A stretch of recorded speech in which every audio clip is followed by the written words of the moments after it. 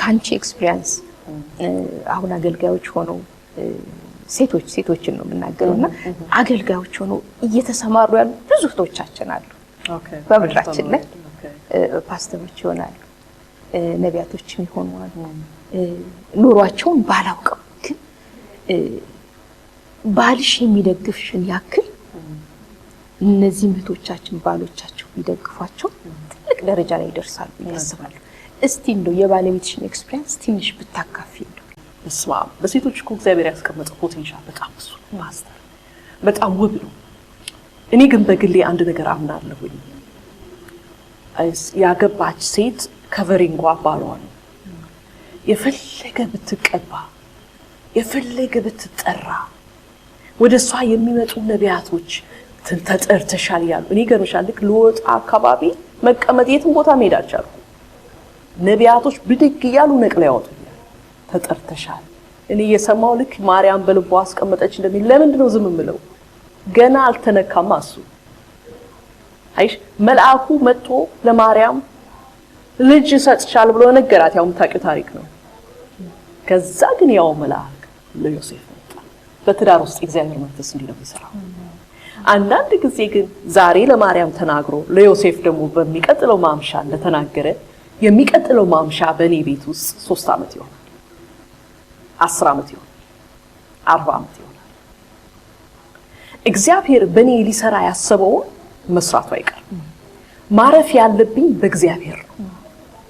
ያጓጓል ጥሪ ፓሽን ውስጥሽ ስንጽ ሲኖር መንፈስ ቅዱስ ያስቀመጠው ስንጽ ሲኖር ሲተራመስ ሰሚዋለሽ፣ ታዳምጫሽ። ምክንያት ህይወት አለው። ስለዚህ እንደ እናት ለመውለድ ትጓጓለሽ። ወጥቶ ልጅሽን ማየት ትቀኛለሽ። የመንፈስ ቅዱስ ያስቀመጠው ጽንስ ወጥቶ መያዝ ትፈልጊያለሽ። እናት ነሽ፣ ትጓጓለሽ። ግን ያ ሰው ምን ነገር አለ? እኔ ግን ከተናገርኩት ችግር ያመጣል። ተቀባሁኝ። እነዛ ነቢያቶች እንዲያሉኝ ሰማሁኝ። አንተው ከጎን ቁጭ ብዬ ይሄው ነው የተቀባው። እሱ የእግዚአብሔር መንፈስ አሰራር አይደለም። ስለዚህ አንዳንድ ጊዜ ብዙ ጥፋት የጠፋ ይመስለኛል በግሌ ከአንዳንድ ሰዎች ታሪክ። ስለዚህ ቁጭ ብሎ መጠበቅ መልካም። እግዚአብሔር የወደዳት ቀንና ሰዓት ስትመጣ እንዴት ውብ ናት ፓስተር፣ የምታውቂው ነው የምነግርሽ። እንዴት ውብ ናት።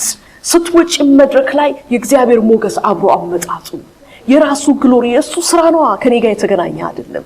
በሰዓቱ በዘመኑ ሁሉም በጊዜው የሚያደርግ አምላክ ስለሆነ ለሁሉ ጊዜ ያለው አምላክ ስለሆነ በሰዓቱና በጊዜው ሲያስወጣሽ በሩ ክፍት ሲል የሰዎች ልብ ሲከፈት ከኔ አይደለም ከራሱ ጋር በራሱ መንፈስ እሱን አናግሮ ውጪ ማለት ጀመረ። ለምን ተናገረዋ? መልአኩ ለዮሴፍ ልጁ ከእግዚአብሔር ነው የተሰነሰው አለዋ። ተናገረው። ማርያም ሄዳ ባይ ዘ ዌይ በመንፈስ ቅዱስ እንደተሞላው ታውቃለህ? እንዲህ እንዳለኝ ታውቃለህ? ጽንስ ይዣል ኔቨር አላለችም። መልአኩ እግዚአብሔር ልኮት መጣ ለዮሴፍ። ስለዚህ እኔ ለባሌ ሰማህ እንዴ ተቀብቻለሁ፣ ገብቶኛል፣ ልቤ በደንብ አውቆታል። በፍርሃት ተይዣለሁ። ምክንያቱም አንደኛ ቸርች ውስጥ ብዙ ሰው አያውቀኝም። ከ20 ዓመት በላይ የተቀመጡበት ቸርች ነው። ስለዚህ ማን ነው የምነሳው? አንድ ቀን እዚህ እንዲቁጪ ወይ ግሩም እግዚአብሔር ወይ ትቀልዳለህ። ልክ ሳራ እንደሳቀችው ስልኳ ላይ አንዷ ልጅ እንዲጠርታይ እግዚአብሔር መንፈስ ስለሚናገረኝ መቻል ስላልቻልኩ ላናግርሽ ፈልጋለሁ። መጨረሻ ላይ እሺ ተመልሳ መጣች። ይቅርታ አድርጊልኝ ስላልቻልኩ መንፈሱ ልጻፍልሽ ብላ ጽፋ በእጄ እግዚአብሔር መንፈስ እንዲይልሻል አንቺ ታላቅ ሴት። እኔ እኮ በዛ ቸርች የሚያውቀኝ ሰው የለም።